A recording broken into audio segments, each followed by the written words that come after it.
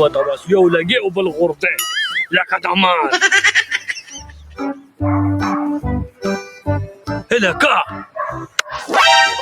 هلکه دا خو ظالمه نسوار دي وغم یو بوجه هلکه تا سره دونه ډېر نسوار دي او ته وایې نه مسلمانه راکړه دې خونه هلکه خدای دې بېخونه باسه انډې هلکه په دې نسوارو کې د انډې چا اچولي دي انډې پکې چاني دی چې زه به تا ته اوس چلو ښیم خدای دې بېخ ته نسوارو سره وباسه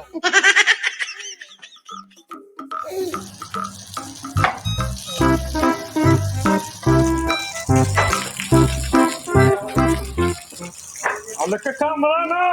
اله پاک پروردګاره ویلم به ولم تا خدای خیر که دا دې څه وکړه چینجیه ته ما کار له راوښتې دلته ته په لمبولو نه راغلی آی یې شلتالان شلتالان نه ده اتي سر مړه ته زمونږ دې حال ته وګوره دلته ماته یو شعر رایاد چې توجه چې غاښ دې ووتو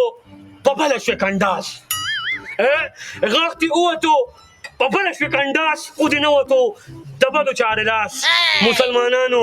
خلک په کوم طرف روان دي او دا تاسو په کوم سایډ روان یې خلک په ترقۍ ځي او تاسو ورو ناکامه کېږئ دا په تاسو څه چل شوی شمدالانو